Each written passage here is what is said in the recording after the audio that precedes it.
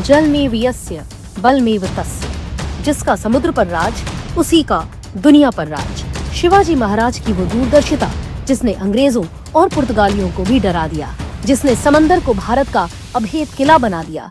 आप में से कितने लोगों को पता है कि इंडियन नेवी का फादर किसे कहा जाता है, यानी कि जनक।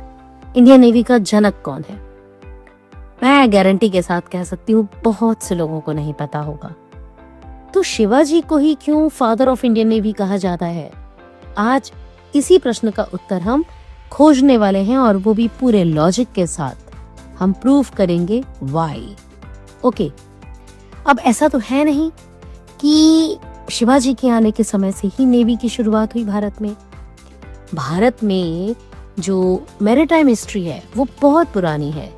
वैदिक एज में भी आपको नेवी का प्रेजेंस दिखेगा, अशोका दी ग्रेट के टाइम पर भी नेवी का प्रेजेंस दिखेगा, गुप्ता पीरियड जिसको इंडिया की गोल्डन एज भी कहा जाता है, उस पीरियड में भी नेवी थी।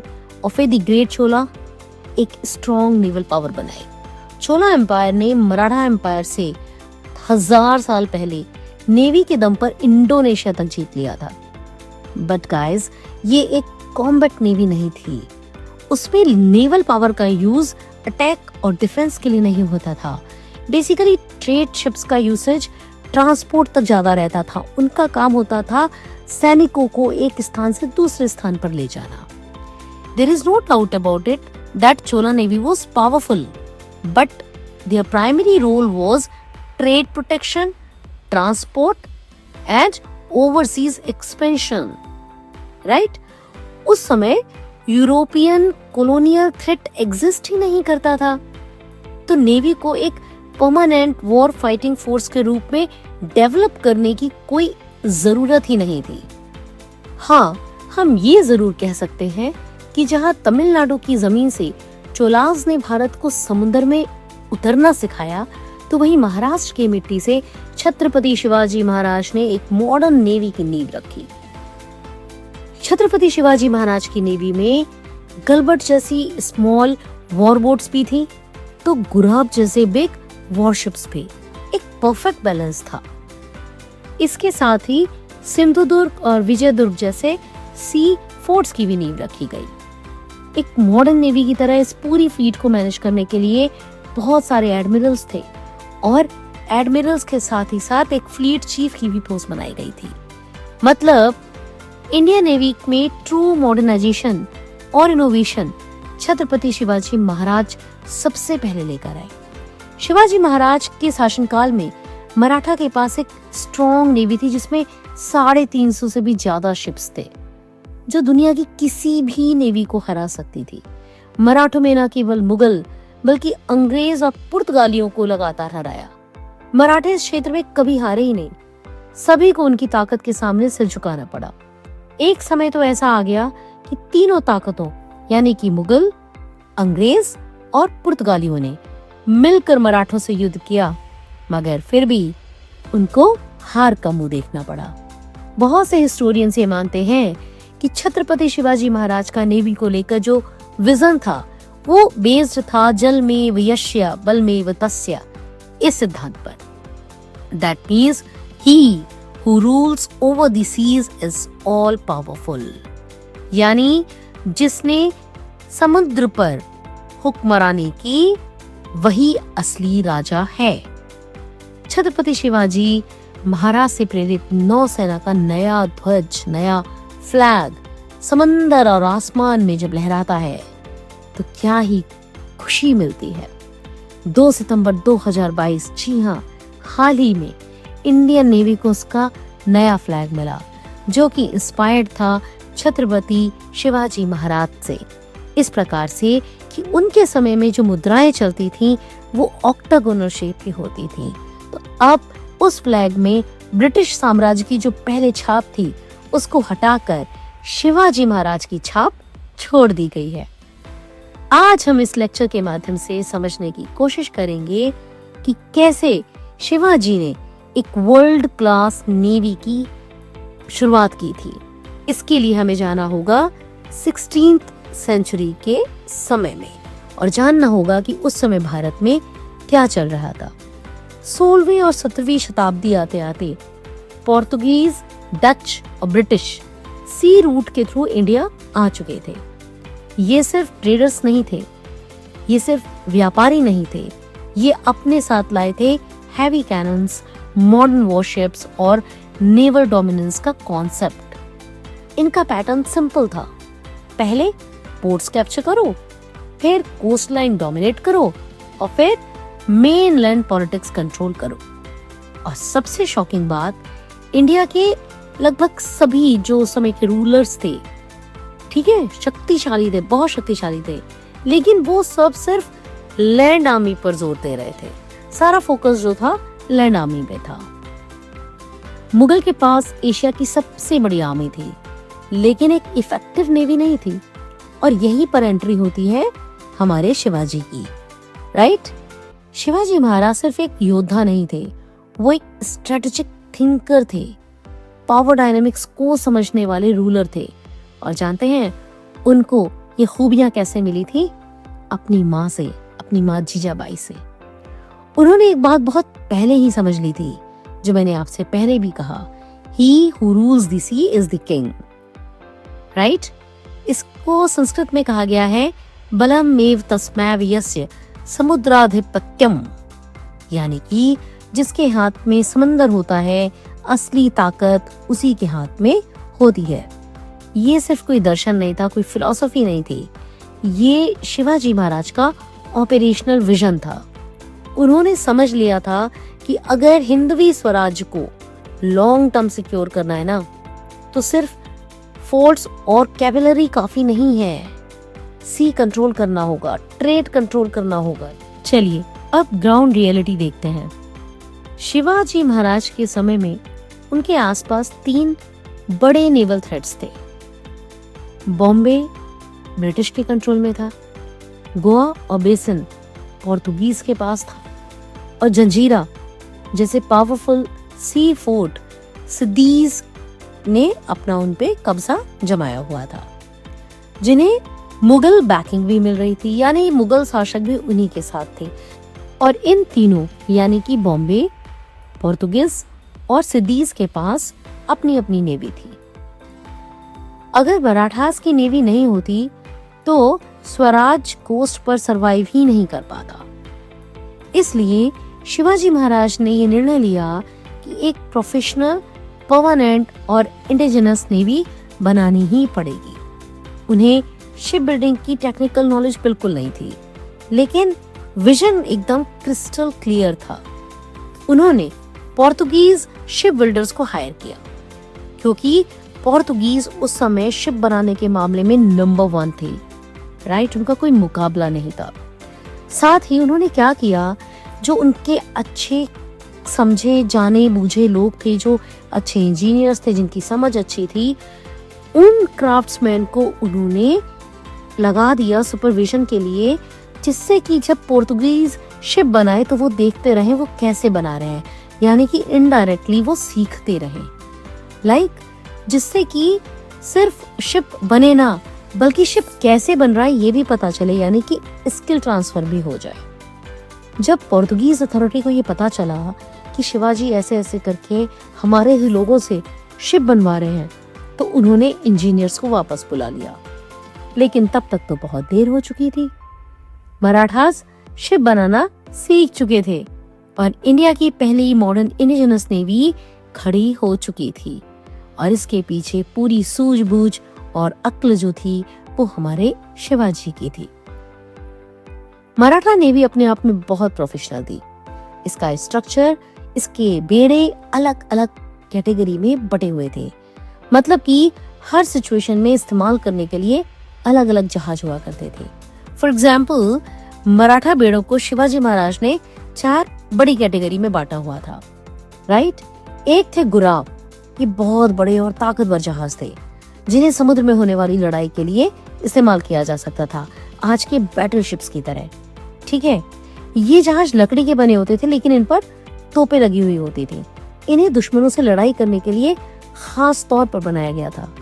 और इसके बाद था दूसरा जहाज, जिसे गलबट कहते थे, कई लोग इसे गालबाट भी कहते हैं। ये जहाज गुराब की तुलना में थोड़ा छोटा था, लेकिन इन्हें भी जंग में ही इस्तेमाल किया जाता था। इसकी जो स्पीड थी ना बहुत ज्यादा होती थी और इन्हें खास तौर पर दुश्मनों का पीछा करने या फिर उन पर अचानक से अटैक करने के लिए इस्तेमाल किया जाता था, जैसे कि आजकल के हमारे डिस्ट्रॉयर। तीसरी कैटेगरी में गश्ती करने वाले और छोटी मोटी लड़ाई लड़ने वाले में इस्तेमाल होने वाले जहाज थे, और जो चौथी कैटेगरी के थे वो थे पाल जहाज, जो कि लंबी दूरी की समुद्री यात्रा और व्यापार के लिए इस्तेमाल होते थे। On this slide you can see a summary of all these ships and their usage. Maratha जहाजों की एक और खासियत थी, यूरोपियन जहाजों के कंपैरिजन में इनके जहाज थोड़े छोटे होते थे और इनका जो निचला हिस्सा होता था वो ज़्यादा फ्लैट होता था। अपनी इसी खासियत की वजह से वो कोस्ट लाइन के बहुत करीब पहुंचकर अटैक कर सकते थे, और वहीं दूसरी तरफ जो यूरोपियन जहाज थे उनके लिए ऐसा कर पाना पॉसिबल नहीं होता था, क्योंकि एक तो वो जहाज बहुत बड़े होते थे और इनका निचला हिस्सा उतना फ्लैट नहीं होता था, वो थोड़ा सा वी शेप में होता था। ये कोस्ट लाइन के बिल्कुल करीब नहीं जा पाते थे। और एक अंग्रेज ने खुद एक चिट्ठी लिखकर ये बताया था कि जहां शिवाजी के जहाज पहुंच सकते हैं वहां हमारे जहाज नहीं पहुंच पाते हैं और इसीलिए हम उनसे मात खा जाते हैं। शिवाजी ने अपनी नौसेना यानी नेवी 30 से 40 जहाजों के साथ शुरू की थी, लेकिन जल्दी ही ये नंबर 350 के पार चला गया था। अब ये नेवी सिर्फ शो पीस की तरह नहीं थी, ये एक बैटलफील्ड में उतरती थी। अगर हम प्रसिद्ध युद्धों की बात करें जो कि शिवाजी ने लड़े और जीते, उसमें हम बात करते हैं खंडेरी के बैटल की। बॉम्बे के पास खंडेरी एक आइसलैंड था, ब्रिटिश ईस्ट इंडिया कंपनी के बिल्कुल करीब। ब्रिटिश सोचते थे मराठा कुछ नहीं कर पाएंगे, लेकिन शिवाजी महाराज ने स्पीड और सरप्राइज का यूज करके उस आइसलैंड पर कंट्रोल एस्टैब्लिश कर लिया। ब्रिटिश के हैवी शिप्स स्लो थे, सप्लाई लाइंस कट हो चुकी थी। फाइनली ब्रिटिश को रिट्रीट करना पड़ा और कॉम्प्रोमाइज करने के लिए आगे आना पड़ा। ये इंडियन वाटर्स में यानी कि भारतीय लोगों के द्वारा भारतीय समुद्र में बहुत बड़ी जीत थी और ब्रिटिश नेवी की ये बहुत बड़ी ह्यूमिलिएशन थी। उसके बाद है बसरूर का युद्ध। वहां की जो महारानी थी वो शिवाजी को अपने भाई की तरह मानती थी, और जब उन्हें लगा कि ये जो पोर्तुगीज हैं वो वहां पर कब्जा करना चाहते हैं तो उन्होंने शिवाजी को याद किया। उस एरिया में पोर्तुगीज का इन्फ्लुएंस बहुत ज्यादा था, लेकिन मराठा नेवी ने नेवल अटैक करके और ब्लॉकेट करके पूरी तरीके से पोर्तुगीज के शिप्स को डैमेज कर दिया और जो वो चाहते थे वो नहीं होने दिया। क्लियर मैसेज था कि जो शिवाजी की नेवी थी वो डिफेंसिव नहीं थी, ऑफेंसिव नेवल पावर थी। फिर इसके बाद एक और बड़ा चैलेंज उन्होंने जीता, वो था जंजीरा के जो सिद्दी थे ना, उन्होंने वो जो फोर्ट था पूरा उसके ऊपर कब्जा कर रखा था और कहा जाता था कि वो लोग एकदम इनविंसिबल है, यानी उनको जीता ही नहीं जा सकता। शिवाजी महाराज ने नेवल ब्लॉकेट और सरप्राइज अटैक से सिद्दीज को भी कंट्रोल किया। जंजीरा जीतना गोल नहीं था, सिद्दीज को न्यूट्रलाइज करना एक बड़ा लक्ष्य था और वो शिवाजी ने कर दिखाया। शिवाजी के बाद उनके सुपुत्र संभाजी महाराज ने इस नेवल विजन को जीवित रखा। पोर्तुगीज और ब्रिटिश के साथ क्लैशेस कंटिन्यू रहे, लेकिन संभाजी महाराज ने एकदम बढ़ चढ़कर उनका सामना किया। और फिर आते हैं कान्होजी आंग्रे पर। कान्होजी आंग्रे के टाइम पे मराठा नेवी अपने पीक पर थी। अरेबियन सी के ऊपर पूरा कंट्रोल करना उनका बहुत बड़ा उद्देश्य था। ब्रिटिश, पोर्तुगीज और डच शिप्स कैप्चर करने का भी काम अंग्रेजी ने किया। यूरोपियन ऑफिसर्स को उन्होंने बंदी बनाया और उनको छोड़ने के बदले में एक बहुत बड़ी रकम उन्होंने अंग्रेजों से वसूली, और फॉरेन पावर्स निगोशिएशन करने पर हमेशा उनसे मजबूर हो जाते थे। ब्रिटिश उन्हें वैसे तो पायरेट कहते थे, लेकिन सच तो ये है वो अपनी टेरिटोरियल वाटर्स डिफेंड कर रहे थे। बहुत से हिस्टोरियंस ये मानते हैं कि अगर मराठा की नेवी शिवाजी महाराज के टाइम जैसी स्ट्रॉन्ग रहती तो शायद ब्रिटिशर्स कभी मराठा पर डोमिनेंस नहीं कर पाते और ना ही भारत में ब्रिटिशर्स का राज इतने लंबे समय तक चल पाता। तो एक बार फिर से वही बात कि चोलास ने भारत को समंदर तक पहुंचना सिखाया, लेकिन हमारे शिवाजी ने इंडिया को समंदर पर राज करना सिखाया। इसी विजन, इसी मॉडर्नाइजेशन, इसी नेवल डॉक्ट्रिन और इन्हीं बैटल्स के कारण छत्रपति शिवाजी महाराज को फादर ऑफ इंडियन नेवी कहा जाता है। प्रेजेंट टाइम में छत्रपति शिवाजी महाराज की स्ट्रॉन्ग नेवी इंडियन नेवी के लिए एक इंस्पिरेशन की तरह है, एक प्रेरणा की तरह है, क्योंकि विद टाइम इंडियन सब कॉन्टिनेंट में नेवी का प्रेजेंस इंपॉर्टेंट होता चला जा रहा है। जिस तरह से छत्रपति शिवाजी महाराज अपनी नेवल पावर से अपने एम्पायर को एक्सपेंड करते थे, उसी तरह से इंडिया को अपना डोमिनेंस इंडियन ओशन में बनाए रखने के लिए अपनी नेवी को स्ट्रॉन्ग करना ही होगा। अब जब भी इंडियन नेवी का फ्लैग समंदर और आसमान में लहराता है तो वो सिर्फ एक झंडा नहीं होता, वो एक याद होती है। जब भी अब हम इंडियन नेवी के फ्लैग को देखेंगे तब हमें हमेशा छत्रपति शिवाजी महाराज की लेगेसी, नेवल पावर याद आएगी, और साथ में वो हमें ये चीज भी सिखाएगी कि अगर हमें अपना डोमिनेंस इंडो पैसिफिक में मेंटेन रखना है तो इंडियन नेवी को इसी तरह से हमेशा स्ट्रॉन्ग रखना होगा और याद दिलाते रहना होगा, he who rules the sea is the king. तो अब मैं विश्वास से कह सकती हूँ कि कल को आपसे कोई पूछता है कि क्यों शिवाजी को इंडियन नेवी का फादर कहा जाता है, तो आप बहुत आसानी से ये समझा सकेंगे। और जाते जाते आपसे एक सवाल, द क्वेश्चन इज, आपको क्या लगता है कि जिस तरीके से शिवाजी ने उस समय अपनी नेवी का पूरा रीस्ट्रक्चरिंग किया और उसको बनाया, क्या आज के समय में हमें कुछ नए स्टेप लेने की ज़रूरत है? हम कैसे अपनी नेवी को और स्ट्रॉन्ग बना सकते हैं, क्योंकि फ्यूचर जो है वो इंडियन ओशन में ही होकर गुजर रहा है। जो इंडियन ओशन को कंट्रोल करेगा वही इस पूरे एरिया में, यानी कि पूरे एशिया में उसका दबदबा बना रहेगा। You think over, right? Until we meet in the next session. Thank you. Good day. Jai Hind. Jai Bharat.